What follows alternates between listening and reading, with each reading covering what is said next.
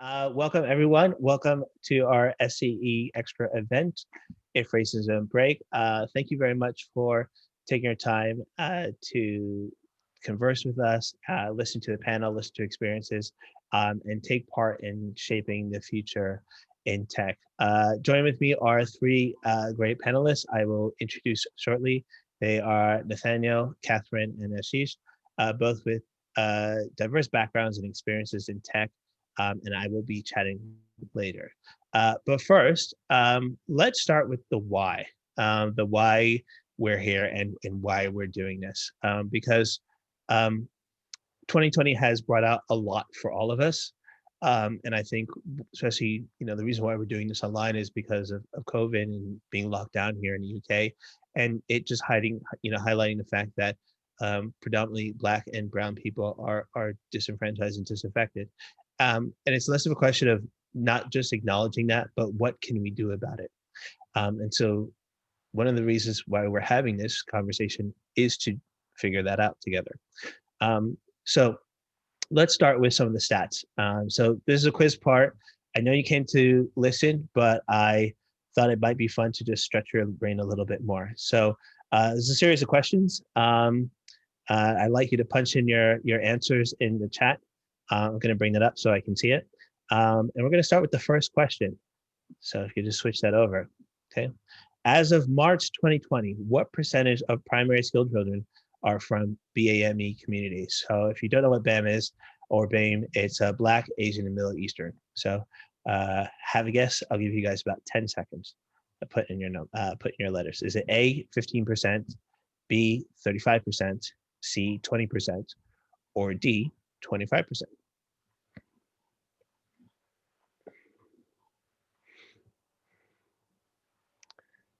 Okay, I've got a couple of B's, C's, or D's. Okay, the answer, please. It is 25%. So 1 in 4 children are from BAM communities. So not bad. So far, so good. Next question, please. As of March 2020, how many board positions in tech companies are held by BAM community members? Is it A, 300, B, 200, C, 99, or D, 125? Okay, got a few D's. Okay. Survey says 99. So if you went from like 1 in 4 people to only 99 of people who look like you might start to have a problem. Next question, please. Okay. In tech, what percentage of IT workers are from Black or Caribbean backgrounds? Say A, 10%, B, 2%, C, 12.5%, or D, 5%? Okay. Okay, we've got B's. Many people say B. Answer, think 2%. That's right, 2%. I'll let you think about that. And our last question. There are Black CEOs in UK tech companies. I'd like you to fill in the blank with your number. Okay, someone put not enough. Okay.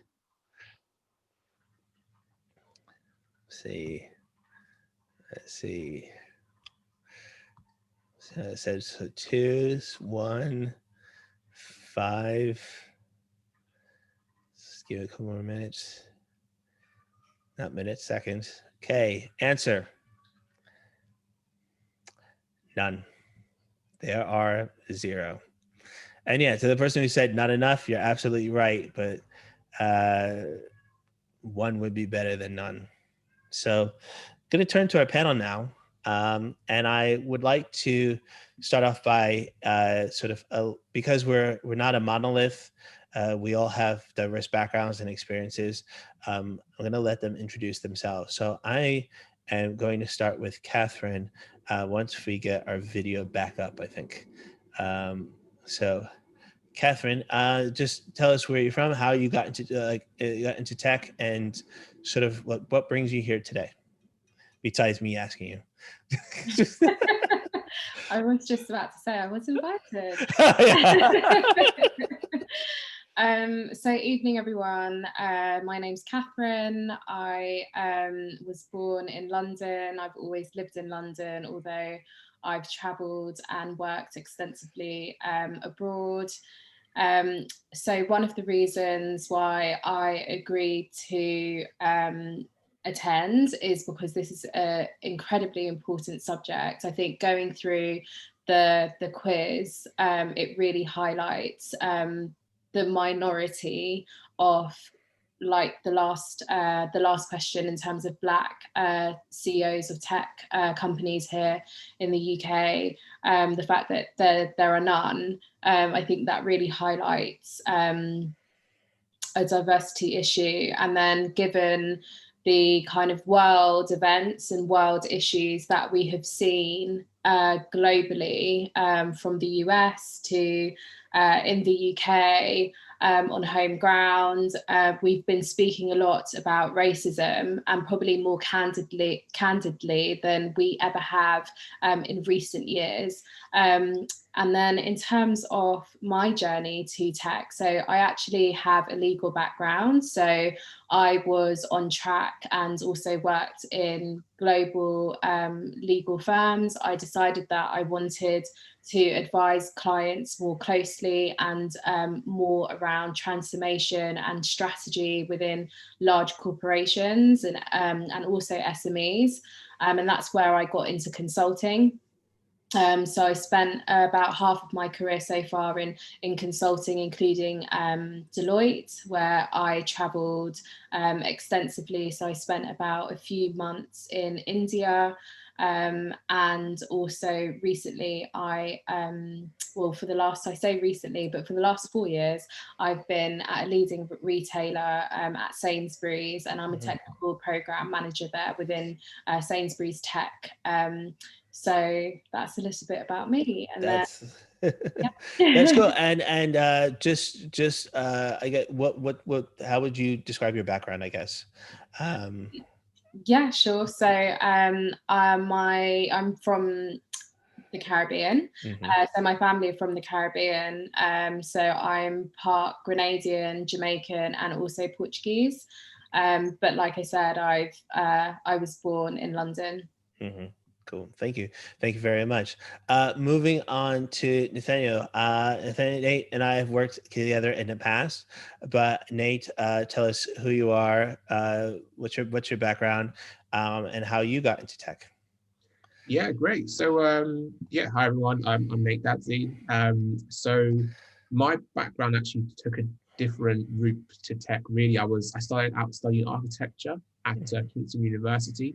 And during my master's actually is when I kind of realized that my passion really was more in technology. And so during that time, I actually kind of co-founded a startup with a few colleagues of mine.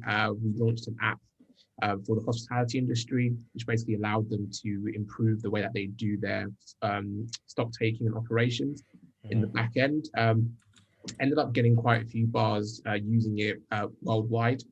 And it's still in operation now, but the aim of it was to kind of prove to ourselves and prove to anyone who might want to hire us that we actually do know what we're talking about. So it was more of a I guess like a field study, essentially like a mini MBA in that respect, taken upon ourselves. I then moved into account management, which is actually where I met Dom. So we worked together at a company called Squiz together, and then I just kind of started to like move around quite a bit, really just trying to get as much experience as I could. So I worked for another agency as well, and now I'm currently at the final agency that I'm at, which is a company called Genflow, and we basically create brands and products and services for influencers. And I'm a product manager at Genflow. Cool, thank you. And right? Yes, please. Yes. So I was born in Ghana, moved over to the UK when I was I think I was 4.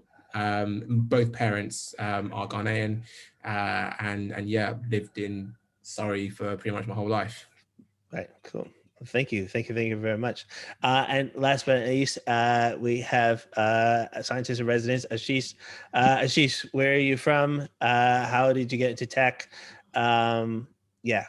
It's a really annoyingly weird story though. I'm born and raised in India. I've been in the UK for around 7 years now, a little over 7 years.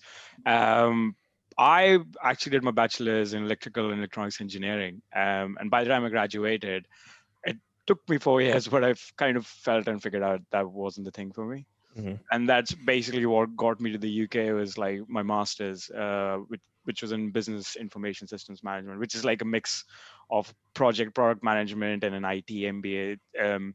And I got into tech in a really weird coincidence, because I started doing my internship just to get some experience and with a data startup.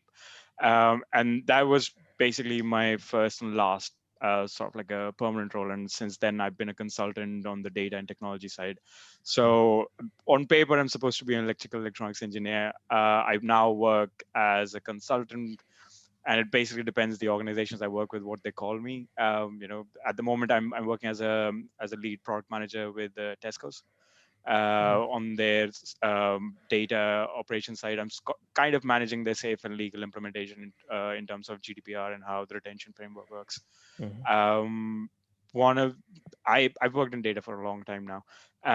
The reason I wanted to be a part of this sort of like interaction in this discussion is basically around the idea of how, like, working within technology, um, there is a lack of diversity, but where organizations do try to tend to acknowledge, that yes, we are trying to sort out that concern, it's not the right kind. And also the kind of people, how you work with colleagues, because up before I came to the UK, I'd only worked with one other technology company in India, and that was like a really basic startup with a couple of friends.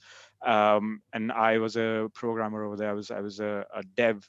But when I came over here, working with companies like Timeout, Kantar, DHL, and whatnot, you kind of realize that there's a certain stereotype that people kind of expect you to fit into, Mhm. which, aside from the work aspect, even from a cultural aspect, was a little weird to get acclimatized to. And that's basically why I want to join this discussion, to share experiences and maybe learn Yeah. from Kathryn and Nate as well. That's cool, and thank you very much. And that really leads us into the first part, sort of the conversation. So, what I will encourage for members of the audience, it's weird saying members of the audience when I can't see all of you, but the people out there who are listening, if you do have questions, please put them in the chat. Connor will do his best to sort of sift through them. And like I said, this is hopefully an open and honest conversation we can have. So please don't be afraid if you're not saying it properly, or you feel like this might inadvertently being taken the wrong way. That's fine. But if you're here to troll, like, this isn't the place for you. There's plenty of other places where your voice will be heard, but not today, not here. So I think, Ashish, you brought out an interesting point, and I kind of want to throw this out to I want to throw this out to Kathryn and Nate. Your experience is sort of graduating, and as you said, you both took different routes of getting into into tech. But thinking about how you started to where you are now, how do you think the tech industry has evolved in terms of diversity, both in sort of the good parts, and where do you think it needs to go? Should I go first, Kathryn?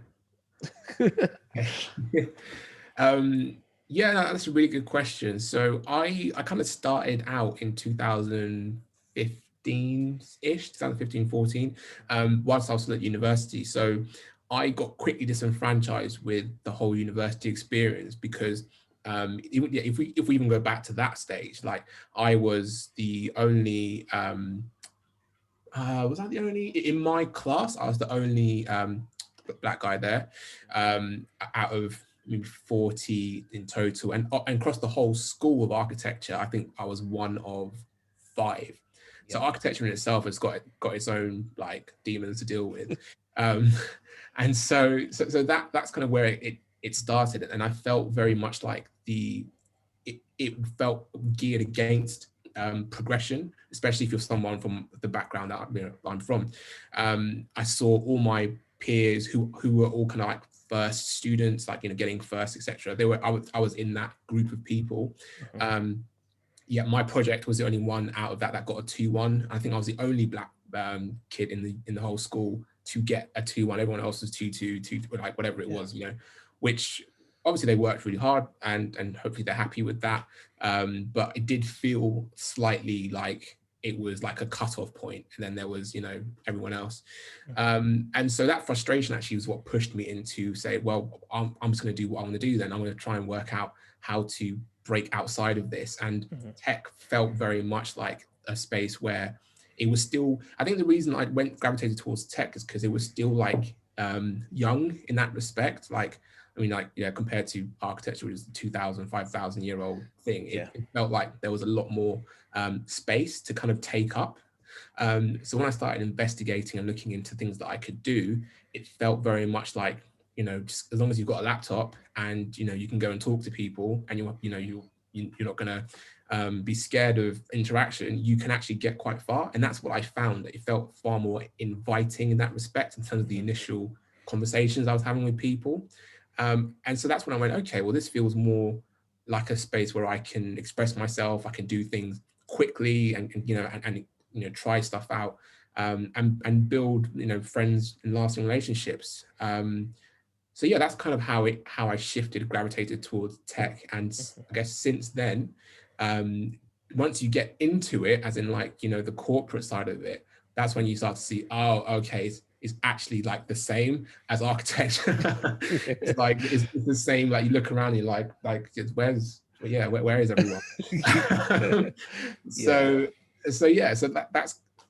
that was the freedom I experienced initially was great, in terms of working on my own things. But then once you actually get into like, the more structured corporate side of things, you start to realize that the same forces that you were kind of like weary of exist very much so, ingrained in the culture. Yeah, and I think that is what you're picking up on is basically the systemic part. Like, just because the industry is different doesn't mean the people who created the industry are different. Like those patterns are still the same. And I think you mentioned it is tough when you're the only Black person in architecture. You're one of 3. Basically, if you start counting people who look like you on one hand, it's a bit of an issue. Like, so Kathryn, what was your experience like, and how is it till now? Like, can you contrast between like then and now?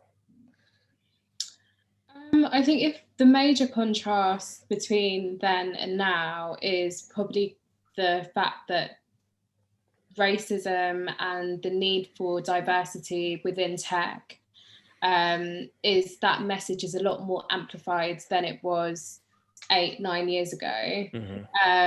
So I could say that's like the biggest thing that really sticks out to me, that you'll see tech companies and just companies in general, they're now making diversity inclusion like statements. They are publicizing their D&I targets, and I think they're making more of a conscious effort to be more diverse. But I guess just to echo what Nate's already said, is that there is still very much an issue, and that curve, to change that curve, one, it's a uphill kind of battle, and it definitely is a journey. And until there's like true cultural, systemic and structural change within organizations, within education, within policy and government, it's always going to take longer than it humanly feels that it should, because this is a requirement.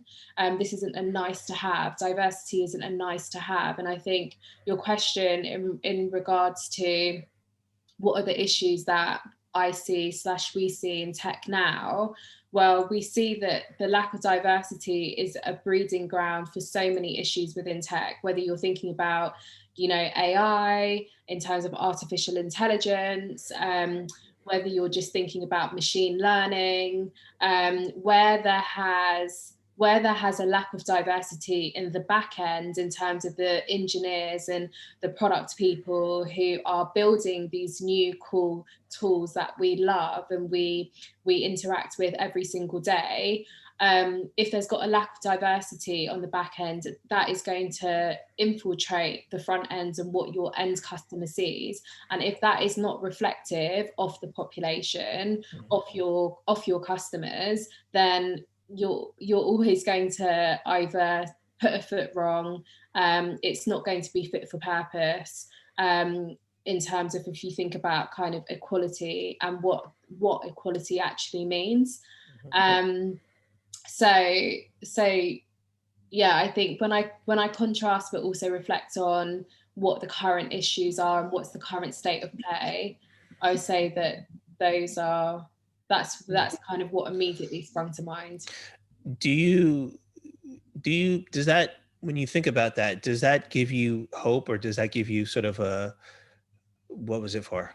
Like, I don't mean it to sound like that dramatic, but like, do you think, okay, we made some steps, but there's far to go? Or like, as you said, like, why does it feel so long? Like, we've been talking about this for so long, and yet, you know, only this year, you know, for example, GitHub has decided that, you know, maybe having master and slave repositories is not a good idea. You know, it's that kind of thing where you're like, you know, it's that kind of microaggression that we have learned to sort of shrug off and just go, you know, it's them. But it's just something that we have to sort of take on and eat, you know, all the time. So yeah, I just wonder, like with you, like, how do you, when you think about it, where does your optimism lie? I guess that's the question. I mean, I'm quite an optimistic person in general, but then I'm very pragmatic. So in terms of your question as to why have we had to wait this long, I mean, I'm not naive to the fact that these structures and racism and all the things that go along with those constructs, this is a construct, it serves a purpose, and it serves as a particular section of society, and it has done for so long. So why are we still struggling? Well, we're still struggling because there's still a section of society that actually benefits from the social constructs that have been way beyond my time on this planet. So I mean, am I optimistic in terms of things that can change? Most definitely. In terms of whether that change will ever be far enough, hopefully I see that in my lifetime. But we've seen kind of changes and firsts. So the first Black and South Asian vice president. We've seen the first Black president. You know, we've seen certain movements and certain changes. So I can only hope and be optimistic that change will continue. Yep, that's good. Thank you. So Ashish, I wanted to bring in your perspective as someone that kind of didn't take the route of like going into corporations, but sort of did the freelance route. And you kind of mentioned that you had sort of exactly one job and then you went freelancing, and how much of racism was an issue with that? Like, or how much was being marginalized a factor in that? And I guess as someone who is an entrepreneur, like, or someone who is a freelancer, like offering your skills, does that ever come up as a background noise in your head of like, are they going to treat me differently, or do I have to be better than because X? It's I mean, there are two different aspects of it. So Mhm. the freelance and the permy kind of thing, that question always arises. It's to a point now that when I go for interviews, or like if I'm sitting in interviews, one of the questions I always check with them is just like, is it okay for me to share with, the internal or external stakeholders or people I'm going to be engaging that I am a freelancer? Yeah.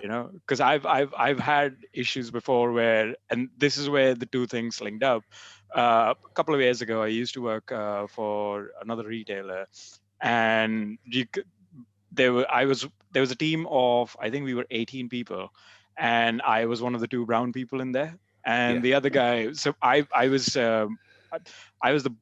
the Indian who was born and raised in India, and the other guy was he was Indian by his cultural background and everything, but you could see there were certain differences in terms of like people had like these set stereotypes, and even we joke around and do the wobbly bit, and it's like, no, that just seems wrong.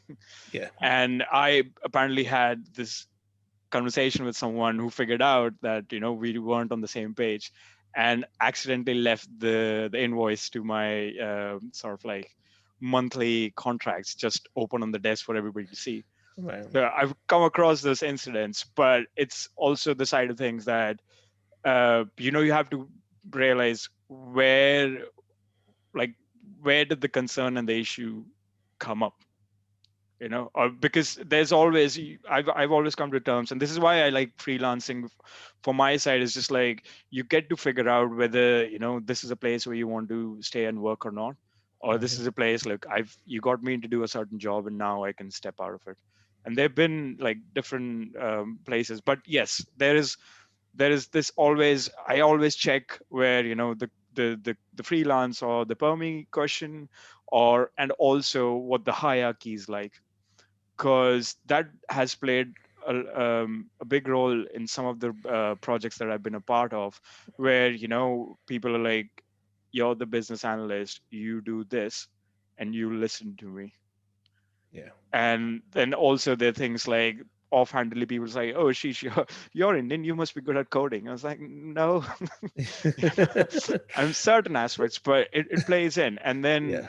initially, when you're new to the professional world of like, it's like my third year being out of university and doing a job, you kind of don't pick up on those things, and that's where the complacency arises. Mm. Like what like Kathryn was pointing out as well, is just like the reason it's taken this long is just because from like a corporate perspective, people have been complacent, and it's Mhm. only now that they've realized that, oh, there's a lack of diversity, and oh, that shows in the end product that we're developing. Then now it's annoying that it's taken that long, but it's only now that people are actually realizing, oh, there are Mhm. consequences. you know and See. there's things like those, and yeah, you come across it, I've come across it, but it's always in my head. It's just like, how can I avoid something like that with my next project? Mm. I I do have a question. So I think going from all of your experiences, like let's say you are a graduate who's stepping out into tech world. You go to a virtual tech fair, and there's a company that's like, oh, we really like your CV and stuff like that. How do you sort of, especially as someone from a minority or something like that, make sure that you can um, let me finish this and I'll kind of follow with the thought that I'm having. How do you make sure that you're going to step into a place that will respect you more than just going, we're investors in people, or we're really diverse, that's wonderful badges. And how do you make sure that how do you support yourself both within, and how do you know when it's your time to leave? When you go like, this is not safe anymore for me? Because I think the reason why I'm saying that is because I think the challenge is, especially is people from these areas where it's like, oh, you get to have this job. There's this story, this narrative of like, oh, you must be really special. Oh, this must be a good fortune. Like, don't lose it. Don't lose your opportunity. But as we know, people are really good, especially from the summer. People are really good at going, Black Lives Matter, and we need to do something about racism. But like, actually, show me, don't tell me. So I guess as someone who's going into the industry, like, what should they be looking out for? Should they be aware of, and how do they yeah, I mean, we could tell all the horror stories, but I think it's more about like going like, hey, it's scary about out there, but here's how you can protect yourself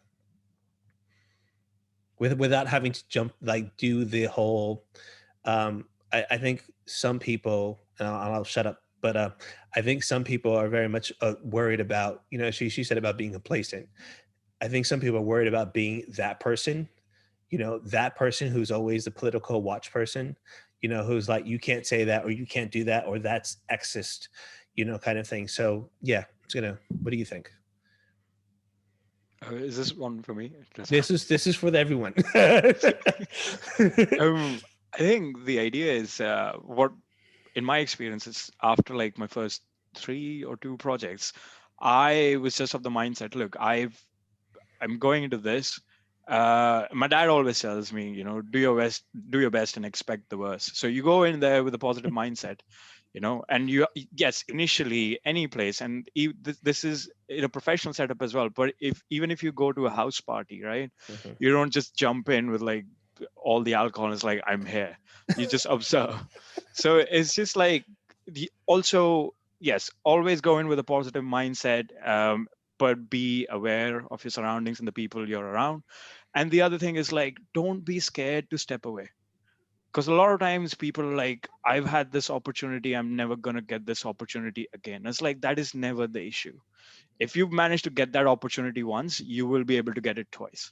You know, that idea of putting yourself in that sort of mental pressure that, oh, I need to be good at this, that's good for motivation. But when it comes to a breaking point where like, I really want this job, but I don't like the people I'm around and whatnot.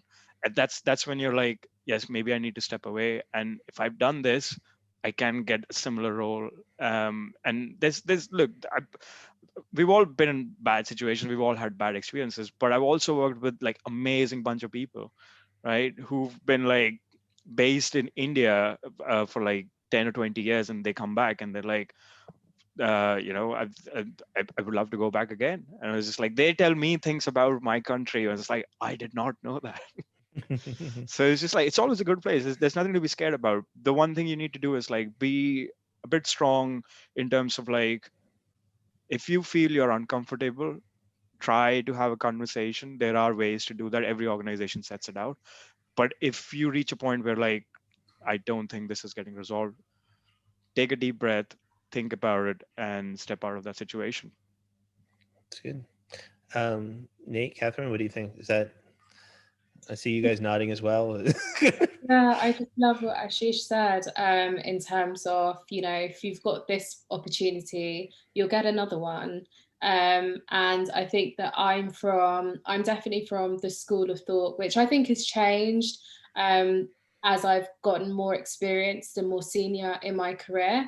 But when it comes to graduates, like it's your first role out of university, you're trying to get your foot in the door. I think having resilience is really important, but then also being really forthright. Like Ashish said, like, don't be scared. Feel as though you can show up to work as your full self, obviously within the realms of professionalism, but you should feel that you can be yourself, and you're safe in doing so. And if you're in a situation or you've taken a job where your mental health is affected and you really aren't safe, from a kind of a race point of view or a diversity point of view, then I think it's time to move on. Mm-hmm. And because your mental health is everything. And I think one thing that I've always been committed to is, okay, I'm the only Black woman in this boardroom. I've presented to the CEO and his peers, and I am always the only Black woman and Black person within many rooms, regardless of seniority. And one thing that I always feel is that at the end of the day, I'm going to show up as myself.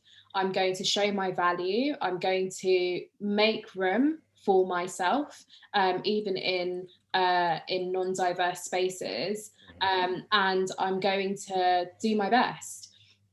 And I think that, yes, sometimes it's we know that, you know, sometimes we feel as ethnic minorities that that thing of we have to work 10 times harder for not even the same amount of kind of recognition. But it's ingrained in me that I will always work hard. I'll always work hard. I'll always put my best foot forward. So yeah. So yeah, I think Nate, did you have anything to add to that? Sorry, I was just distracted by one of my cats deciding to jump up.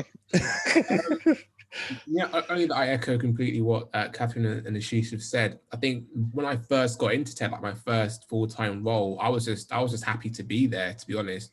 I was just there for the vibes. Like, it was like, what? Thirsty Thursday? 4:30 finishes on a yeah, for me, it was just like, this is amazing. Yeah. And because I didn't have anyone to tell me really, or to say, you know, look, like your mental health is important. B, your worth in its own self. Like, you're not just here because you're filling a quota. Like, you worked for this. Like, you've proven in more ways than one, essentially. And again, like Kathryn is saying about, you know, that's instilled in us from our parents' generation, who literally had to you know, achieve 5x, 10x more just to get something. So yeah, they were just like basically downloading that into us because that's what they had to experience, and they didn't want us to I guess lose out because we you know, we didn't know. Unfortunately, what that has done is given you a bit of a what's it called, not inferiority complex, but like when you feel like you're faking it, or you know, you're not supposed to be somewhere. Imposter. Was that, sorry? Imposter syndrome. That's right, imposter syndrome. So that in itself, you have to battle that side of things whilst knowing that you are actually where you're supposed to be, doing a good job. And again, exactly like Ashish said, like, if you've got this role, then you can definitely do it again and over and over again. So never stay somewhere, you know, at the detriment of anything other than the fact that it's, you know, making you better at your job, or opportunities are there for you to improve, etc. And yeah, you're allowed to bring yourself to work, you know, like, you're allowed to start taking some ownership, really. Like, places that don't allow you to grow, that's never going to help you in the long run. So other places will. Yeah. Just to add to that as well, the other side is like, there've been times where, you know, you walk into a room and, like, I've been in teams where I was the only Indian person, and a lot of times the thought crosses your mind is just like, oh, I'm the only Indian person, I have to set up examples, you know. It's like, and that's the other thing what people have to realize. Yes, I, like, from my perspective, I was at a point, I was like, I am the only Indian in this team, but that does not mean I represent the whole country. There's a point where I have to be myself and be the person I am. So people shouldn't be looking at me as like, oh, the Indian dude. No, they should be like, oh, Ashish, like, you know. And that's the other thing. You should, like, and like Nate and Kathryn, like, you both have like hit on it. It's just like, maybe it's like a generational thing, you know. It's a cultural thing.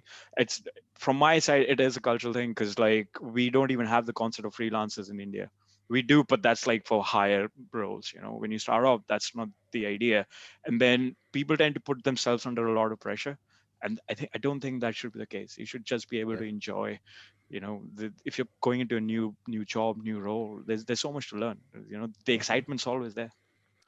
Yeah, I mean, I agree. I think one thing that I've had to dismantle for myself this year is what I call, and I think I'm going to expand this to sort of, I used to call it the West Indian hustle myth, or this idea where it's like, you know, love your books, learn your books, you know, be better than everybody else, study harder than everybody else, and they'll accept you. And it was like 2020, it took me to 2020 to realize, oh, that doesn't matter. Like, so why am I putting, as you guys have said, like, why am I putting myself under this amount of pressure and this amount of stress to be an example for everybody? And I'm not really taking care of myself. I don't know. I read Michaela Cole's sort of article. Michaela Cole, she wrote, you know, she wrote and starred in I May Destroy You.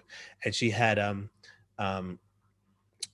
she sort of had a she had a statement where she was sort of negotiating with Netflix, and Netflix was like offering her so much money in exchange for her rights to her work, and she's like, no. And the person from Netflix was like, you're doing really well, and it's about knowing your worth. You need to know your worth, you know, so that you can navigate these spaces and know when like something isn't right, and don't be afraid to go like, this doesn't feel right. Yeah. I want to move on to sort of, you know, BAM, as we found, BAM students in 2020, they're 25%, you know, 25% of primary schools. You know, we are maybe at best 10%, maybe 15% of the population on a whole. So the other factor of this is the majority. Okay, I'm gonna use the word majority for the, you know, the board members, the people, the managers in tech. Some of them rightly so, you know, about time have gone, we actually need to address this. We want to do something. And we've seen people try and do something and it doesn't work, or it backfires, or something else like that. So I guess for people here who would identify as members of the majority, what should they be thinking about? Like, how do they take steps? Because we can talk about this all day. We can work at this all day. I can do this panel all the time. I don't want to, but I like, that's not going to actually help, because as Kathryn said, like there's a part of the system that is intact because it benefits that part of the system. There are people who are aware of it and who want to start addressing it. But I guess, yeah, what do they need to start from your perspective? What do they need to start thinking about or addressing, you know, in a tech capacity? I'm happy to jump in there if that's Yeah. all right. In my opinion, it's the same thing as when something isn't working in your company, when something isn't going right. You need to get to the core, to the root of it. So you need to start asking questions. You need to start looking internally. You need to find out about your hiring practices. Who is doing the hiring? Who gets through the hiring process? You know, what CVs are we getting in? Like, it needs, I think at this point, it needs to be that granular to really understand how applicants, etc., get filtered into your company. Like, what does your advert look like? You know, where do you post it? Like all these things, because what you'll start to find is you'll start to get patterns around. Okay, so very like abstract idea here, but all right, so we're looking for, we use the architect example just because that's what I know. We're looking for you know, 10 new architects, send out the, you know, the thing. So it goes out and then you get 500 applicants and you get 2 people or 5 people from BAME background. Okay, so why is that? Like, you know, what universities are they from? So you start going to that point, seeing where they're actually applying from, speaking to, you know, people that you might know and say, you know, like, how do you guys do hiring, and you know, what's your demographic like?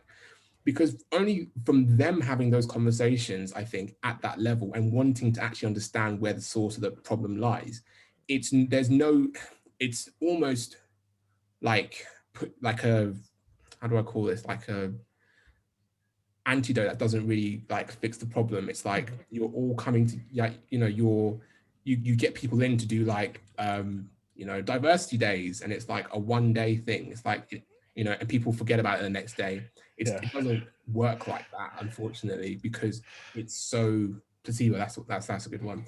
It's so ingrained in the way that the structure is. You're not going to be able to dismantle it by just like, you know, waiting and hoping for a black or brown person to turn up for you to interview and say, oh yes, great, we've got one. Like, it doesn't come together like that, because it's so kind of deep set right from the beginning, before they even get to filling out the form. You know, that's where it starts from. So long story short, I would actually treat it as a fact-finding mission, like you would in any business where something isn't working properly. Treat it like this is a business critical situation, and you will start to find the solutions for it. Kathryn or Ashish, you want to add to that? Yeah, I would definitely echo what's been said in terms of really finding the root of the issue. So thinking about your hiring processes, but also your internal processes as well. So what does your management and HR like internal processes look like, and how does that contribute to retention and turnover rate of diverse diverse employees. Mm-hmm. So, and I think there needs to be a actual genuine willingness to have change within those respective organisations, and it does, unfortunately, like a lot of things, and with cultural change, it has to come from the top down and infiltrate that way. Otherwise, people, especially if they, for example, have been in the organisation for a very long time, they won't spark any change if they have been quite comfortable with the status quo. So having that message and having that endorsement from top down is incredibly important. And although we don't want things to be kind of a tick box exercise, I do think having kind of commitments in place so that there is a quantifiable statistic that, you know, the board is held to is really important, as well as actually having surveys as well, so pulse checks of all your employees, but definitely from a diversity lens.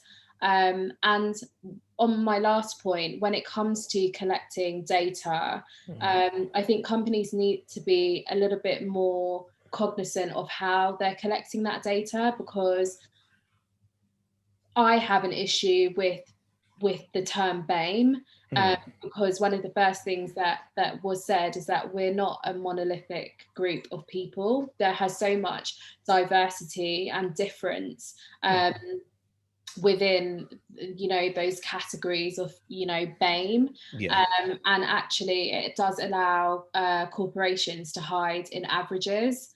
And sometimes there is actually a minority within a minority. So in terms of those data points, I would encourage and implore all corporations to really challenge themselves to make sure that the points that they're kind of gathering the data on is robust enough to get the true picture of, one, how deep is their diversity or lack of diversity issue is, and also what's the improvement that they're making on a quarterly, annual, etc. basis.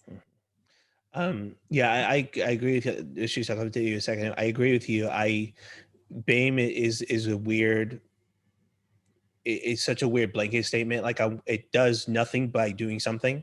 Like it goes, we're labeling these people so we can almost ignore them. Like we have one member of BAME and that's enough. Like that's unfortunate. And I agree with you. Like, you know, as you said, like, I'm Black, my parents are Caribbean, but that is not the same as your experience, Kathryn, not the same as your experience, Nate. Like it wouldn't be the same, but we get to be looped under this general umbrella that makes it easy.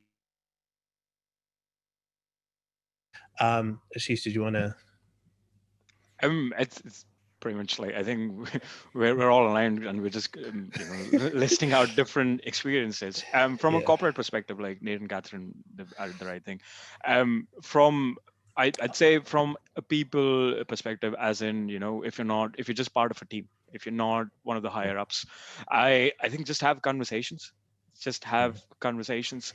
A couple of years ago, I was interviewing with this company that designs specifically like women's wear, like, and when I interviewed, one of the questions the hiring manager asked me was, we have like more than 80% of our workforce, we have a female workforce.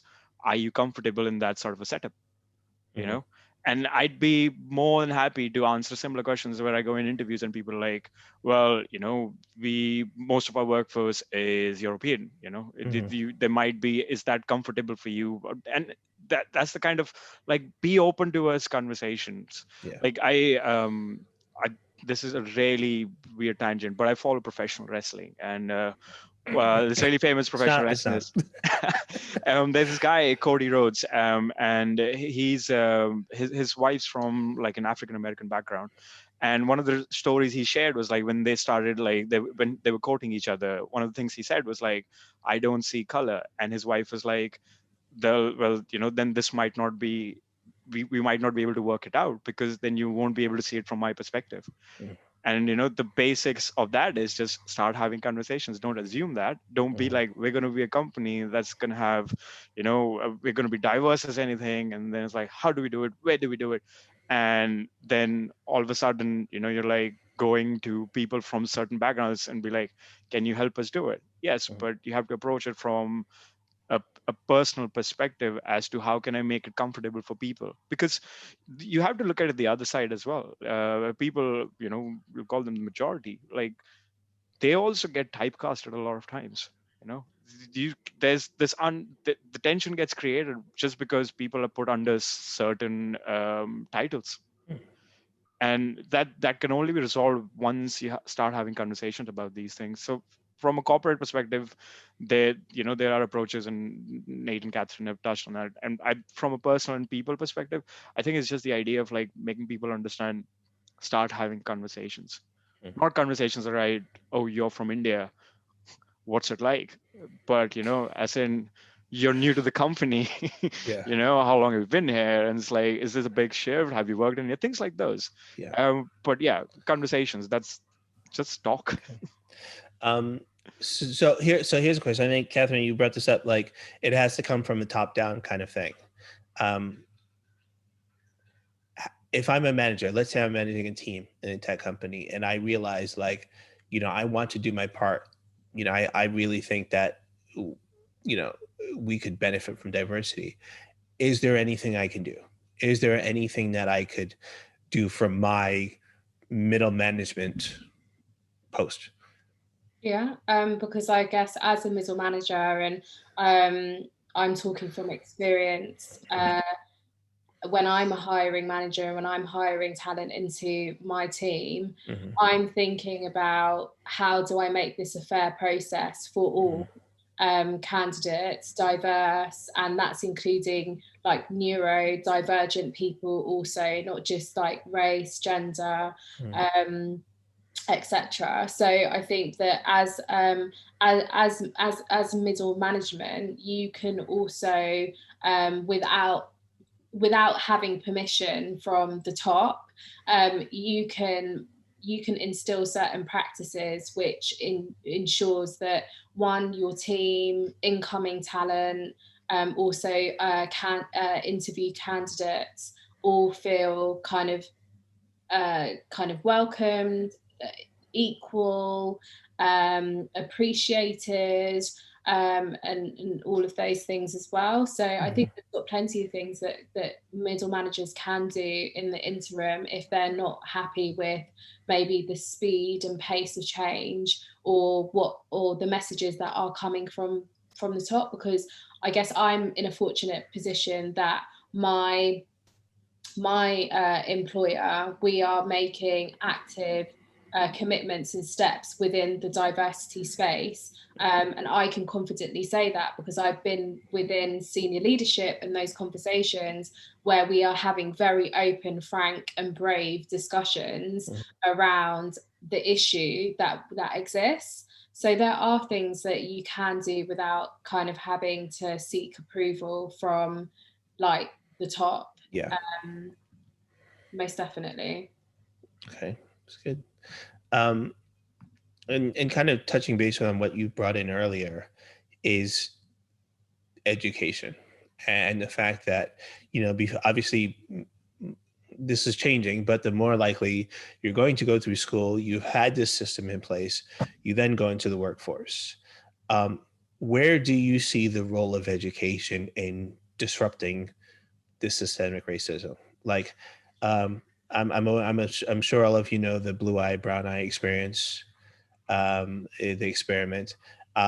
How do we, as an educator myself, how do I go about putting that in the classroom? How do I, not traumatizing people, but like in the sense of like making the majority aware of, it's not to punish them, it's not to criticize them because they may genuinely not know, but it's just going, here's this is why this is imbalanced, and this is why these people over here are saying, you know, why we're marginalized and how we need help. So where do you see education fitting into that? Where do you see education maybe being the step before the workplace, I guess?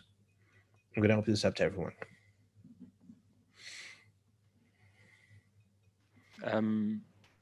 I think it plays a really big and important role, because I'd say this from a personal experience. When I came from India, like terms like BAME and they're not put out that much, you know. I didn't even hear that word that much when I was back home. And I'd like to think I watched a lot of TV, so you know, but it's education plays a big role. It's just the idea of like what you were asking us about earlier, that how does someone who's new, as like just fresh out of university, go in there and, you know, handle themselves? If that sort of thing is covered within the university, like when they have, you know, their career advisors, and like even we used to have like personality development classes and whatnot. If that kind of an idea, and that how the world outside is sort of shared with them, you know, don't scare them off, share it with them, is makes it easier for people to try and go into a different environment, because it is a completely different environment. Even if you take the aspect of, you know, racism out of it, it's a completely new different environment. And then it's when you're going in there as a professional, that makes it like 10 times more harder. So education plays a real important role. And I think these things like, you know, discussing racism and any form of biasing when someone is new to the corporate world should be taught within a university level. Like career advisors should be pointing these out. Like my university, when I was doing my master's, I went for a couple of sessions with my career advisors, and because I'm from India, at that point in time, I required like a work visa and everything. So I used to ask these questions. You know, I'm from India, I would require a visa. How comfortable would this organization be in accommodating that kind of a request? And if I've had open conversations, like also I am from India, you know, what kind of a diversity aspect does this organization have? Which to me, I feel bad a little bit, because I was scared of asking those questions. You know, if it was the other way around, where people are like, oh, you're going into this, you know, organization, they're really diverse, this is what they're, you know, this is the principles and morals they work with, you'd really enjoy it and stuff like that, would be amazing. But education plays a real important role in making, you know, people aware of certain aspects of like biasing they will face. Nate, do you? Yeah, sure. I think, yeah, again, coming back to the whole, what Kathryn was saying about, you know, it has to start from the top down.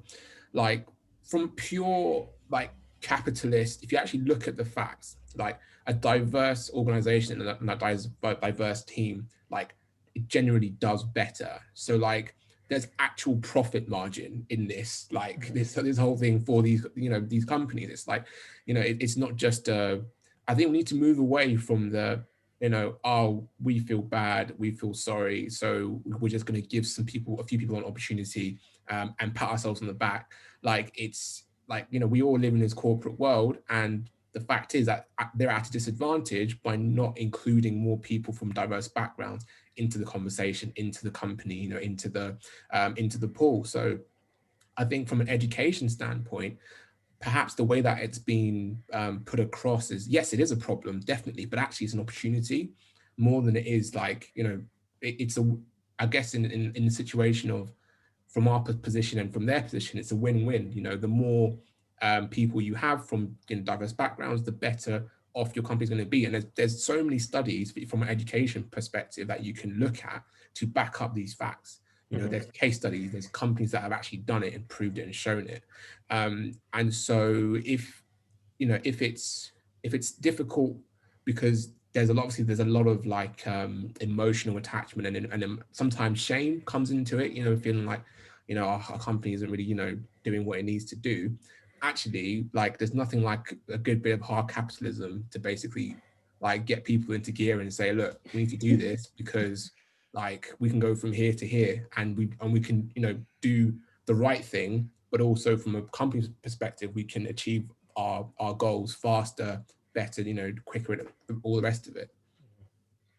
Yeah, that sounds great. Kathryn, do you have it? I guess from an educator myself, I guess, you know, and I'm glad Ashish you brought that up about sort of bringing those conversations into the classroom, you know, sooner, so that it's not, you know, the first discussion, the first dialogue is not at work. It's not at work during drinks on Friday, but you've already had these conversations. You've already had experience of, you know, being asked these questions and being slightly uncomfortable. I guess the question is, where does it also mean rethinking our curriculum as educators? Yeah. Go ahead, Kathryn. Yeah, so I was going to say that. So when I'm thinking about education from primary, secondary to higher education in terms of like university, sixth form, etc., I think that it is incredibly important. A lot of stuff is learned. It's learned behaviour, whether that's kind of like through primary socialisation in the home or secondary socialisation in terms of like, you know, within education. And something that I think needs to improve and change is our curriculum. So making sure that, you know, irrespective of whether you are a primary, secondary or higher education student, that the syllabus and the curriculum is reflective of, one, true history, so not rewritten history, but true authentic history that is kind of balanced in the way that, you know, things are portrayed, irrespective again of whatever country that you are being educated in. And also, so for example, at SAE, it's like, you know, you're in film, you're in media, you're in tech. So think about, well, how can you shape a curriculum which is still very much within those respective fields, but you're also thinking about, so what does diversity mean? And what does diversity and inclusion mean? And what does it mean actually to be consciously inclusive? So if that means making a film, you know, what are the things that you should think about from a total ecosystem perspective? And it goes back to kind of one of my earlier points in terms of the discrimination of artificial intelligence. It's like, well, if you were someone who's studying artificial intelligence, what are the things that your educator or you could be taught which can overcome some of the challenges that we're seeing today, because it's a breeding ground due to the lack of diversity. So I would definitely agree, and I strongly believe that the curriculum needs to improve, and that shouldn't just stop at primary and secondary education. I think it needs to go all the way through. Yeah. I think that's I think you know, I can't say anything else. I can't add anything else to that. Tick. Yeah. Okay, cool. So I'm at this point, I'm gonna open it up to a few questions. Some of the audience have. If you have any additional questions, please put them through the chat. Connor is all too willing and able to pass on the questions to me. I've got one question here, and I think we've talked about it, but I'm going to open up to the group. Any advice for a minority artist moving into the industry? So, so I think maybe you probably best at this, but anyone who's like, how would you recommend it? How would you advise them? I would say, especially with the arts, like there's got so much richness in diversity and what you can bring due to your cultural experiences and history. So I would say never shy away from bringing that flair to your work, and be really confident in doing so, because I just think it's beautiful, the fact that we have so much diversity and there's got like lots of stories to tell, and how that can resonate in creative industries. Yeah. This question from Ruth. From Ruth to the panelists. Oh, right. Okay, fair enough. Sorry. Yep. Go ahead.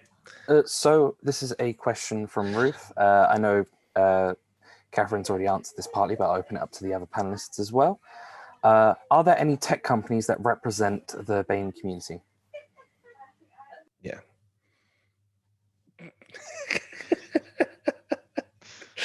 Is that a trick question? No, it's a valid question, but I'm looking at you staring at your ceiling. So there are, and I think even in hindsight, thinking about that question around how many Black CEOs of tech companies exist in the UK, I had to kind of double down and think about that, because I know CEOs that run tech companies within the UK who are Black. Okay. So it just depends. It depends what's the barometer. Is it that you have to be on the FTSE 100? Then no. FTSE 250? No. But there's got plenty of startups within the tech space which are thriving.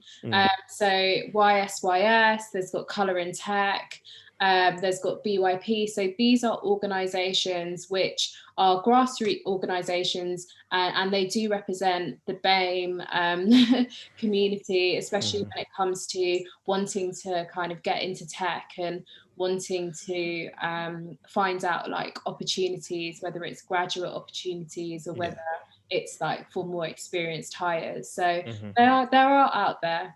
Yep. And Beth sort of has also said POC in play as well. So, you know, one of the things that we've been looking at from the games department here is sort of looking at sort of how people can sort of network and get their foot into especially indie games development.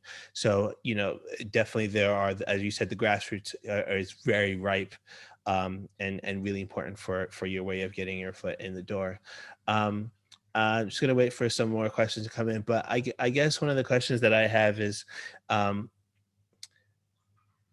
for good or for ill, the majority sort of gets a bad rap, like of either sort of willfully sort of engaging in sort of systemic racism or just being ignorant of it. You know, case in point, Greg Clark recently.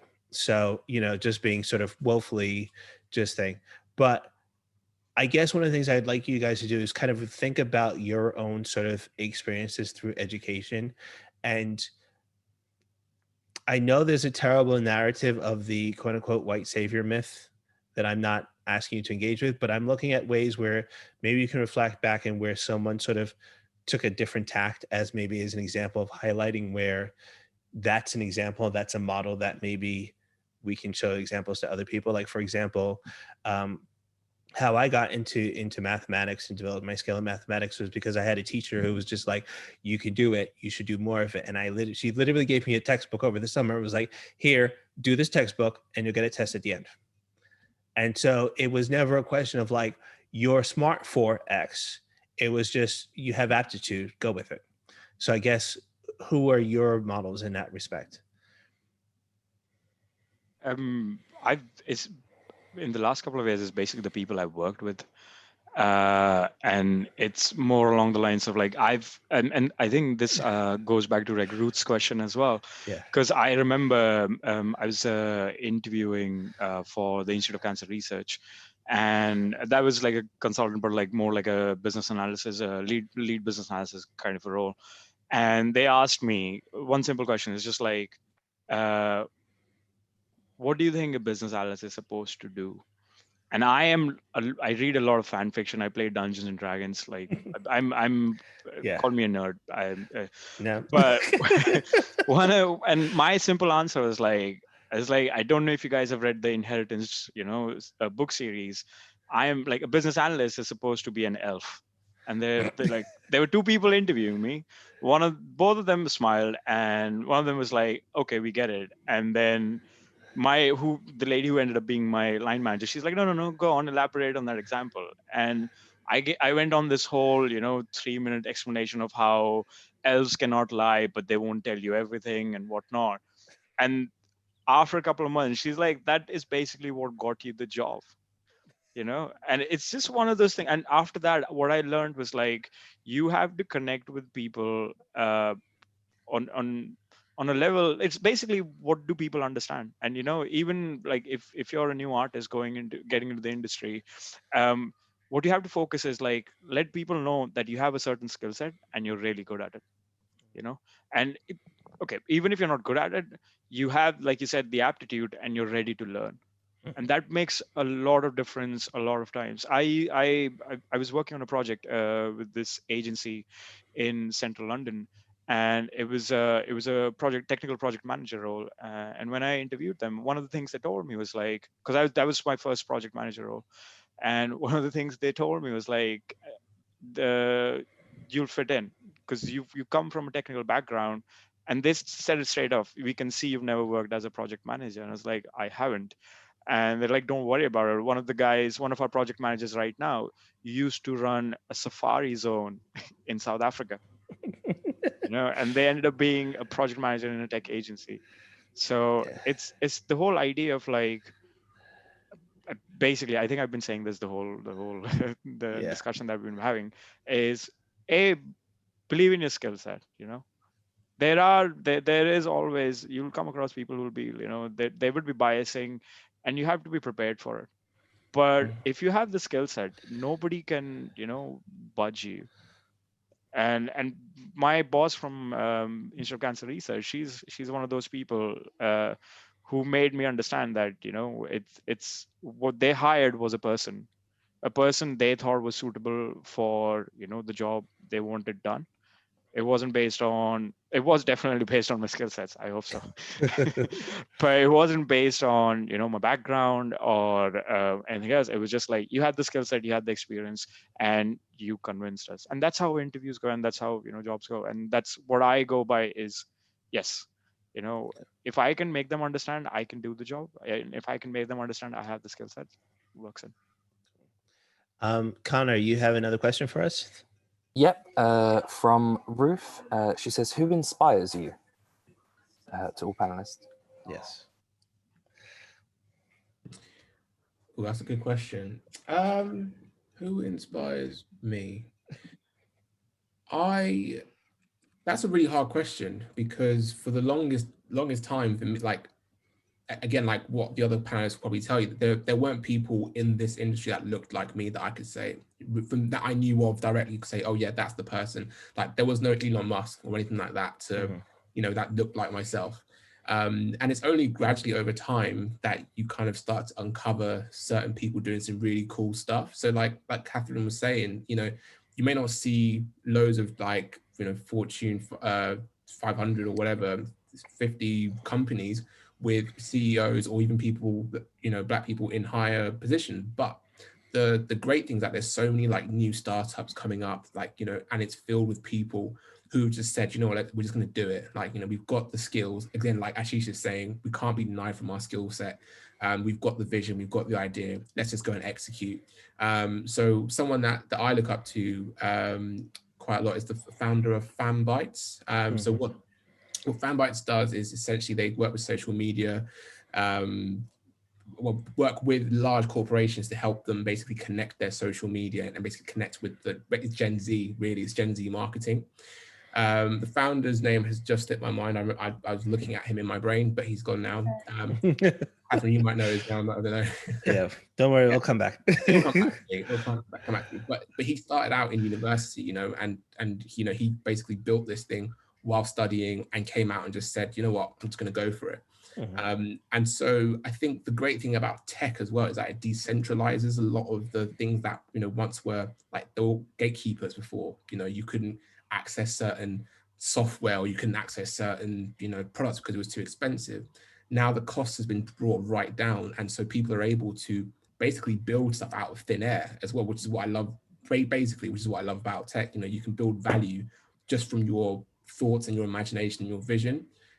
So people who do that, irrespective of race, whatever it might be, are people I look up to, who are just like grafters coming from the ground up and, you know, building something from scratch. Yeah. I think, let me just tack on to that question. I guess, you know, you talked about that fact of like, yeah, there's no Fortune 100 or 250 or 500, but there's a lot of grassroots stuff. But it's sometimes hard to get visibility on them. So how important do you think representation is, and how can we magnify for that? Because I think you're right. I think this, once you get under the surface, there is plenty, but if you all you think about is like co-founder Reddit, Elon Musk, you know, and you know, Facebook, you might be disillusioned that there's no one who looks like you know, at that level. Yeah, I think representation is incredibly important, and it's incredibly important when it comes to role modeling.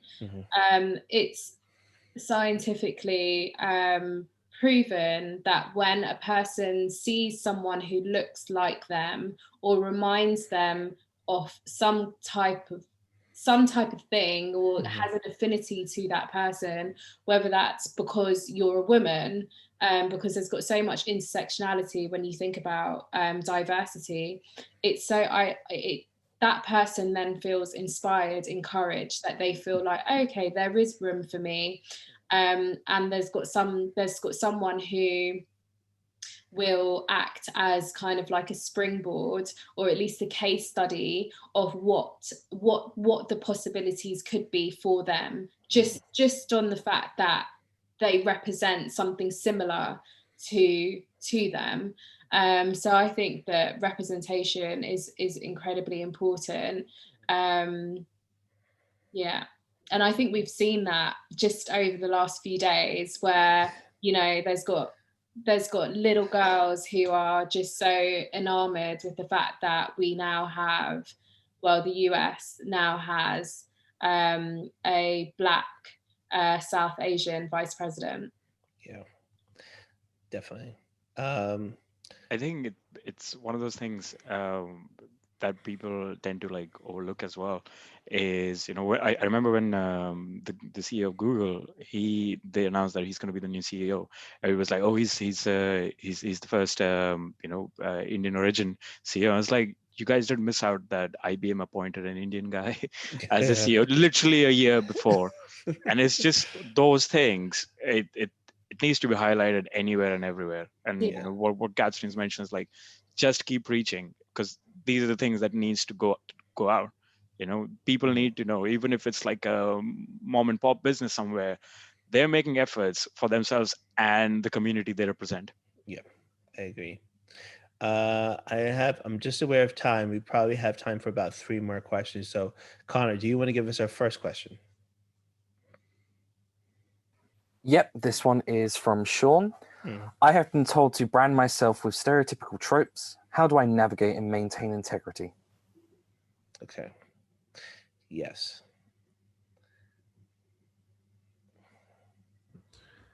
Brand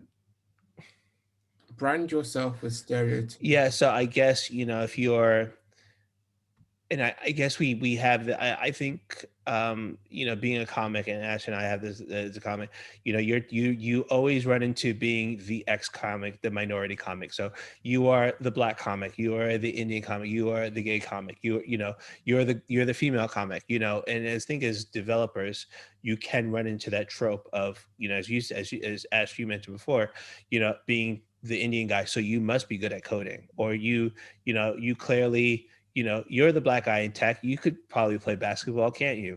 Like, you know, that kind of, that stuff that is easy to fall into if you're not careful, you know. And how do you, you know, as I guess the question is like, how do you maintain integrity when you're navigating these waters, you know? Yeah, no, that definitely happens a lot, and it's something that, you know, I've battled with myself in the past. I think it comes down to really just trying to live your truth in as much as you can, because people will try and put you in the box. Unfortunately, that's just I don't know why, it's just the way our brains like to compartmentalize things. Like, oh, that's, you know, it probably was a weird survival thing back in the day. But when obviously now that we've grown and we're, you know, in a society like we are, it's important, yeah, to try and, like you said, bring your whole self to your working environment, whatever it might be. And when people will probably make assumptions about you, and they'll say it because they'll want, you know, to basically affirm it, that's when you can say, actually, that's not really what I do, or you know, that's not who I am, or, you know, an example of the kind of person that you are, etc.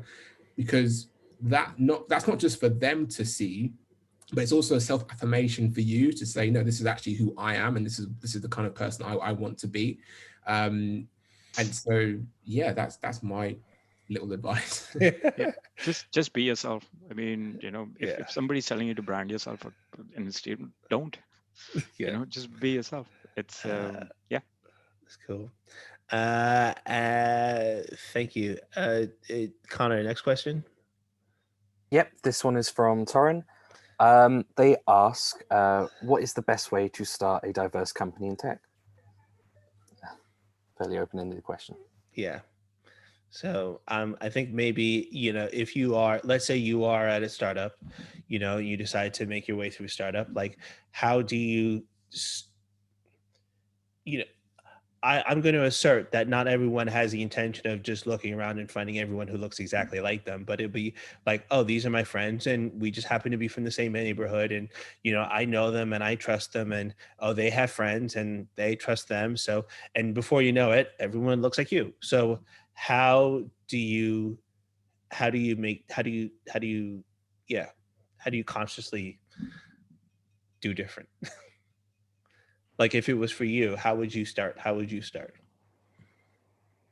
think if I was trying to build a consciously diverse company in tech, I would make sure that I'm aligning myself to diverse communities that exist within tech. Mm-hmm. So making sure that I'm plugged into those spaces, and that they are aware that I have an open door policy when it comes to all types of diversity.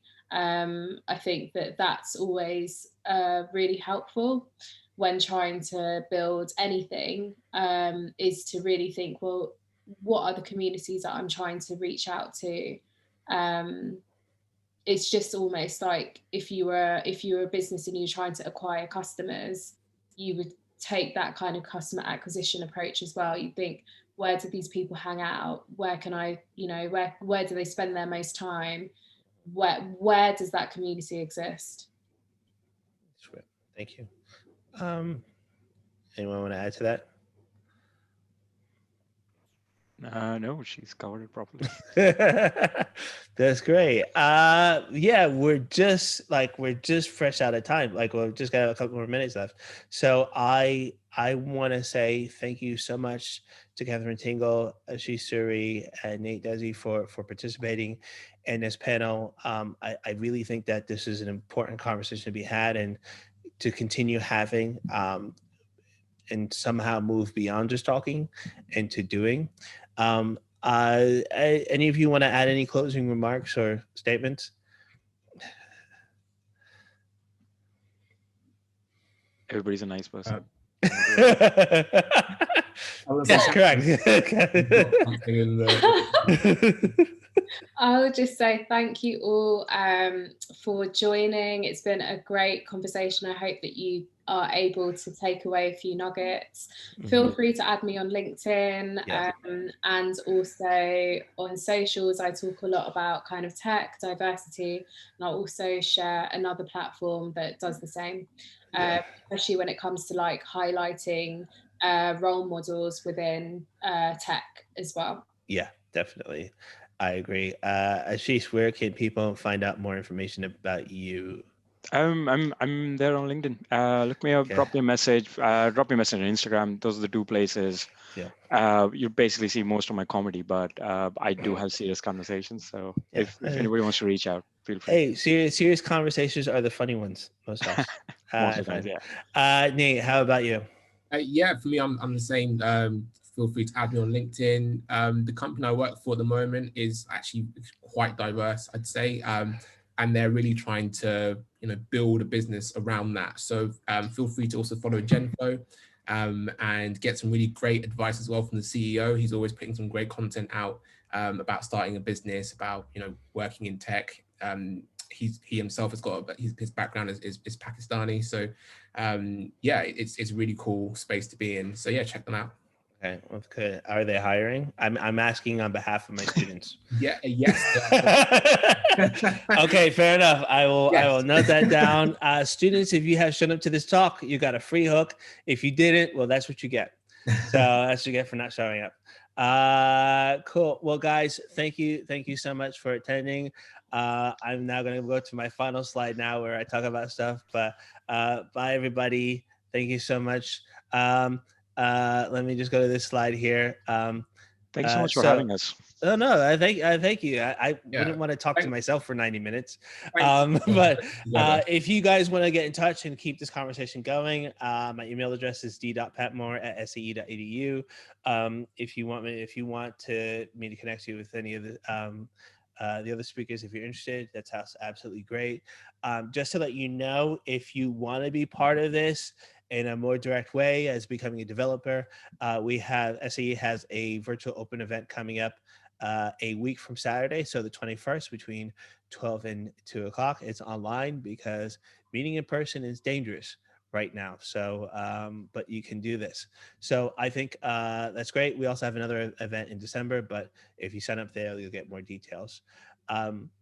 That's all from me. I want to give you special thanks to Connor for moderating the questions, to Alice and Ruth and Bethany for marketing and setting up these wonderful slides.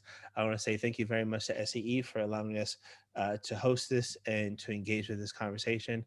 Again, thank you so much to our panels for giving their time and their energy with us, and hopefully see you all next time. Bye for now.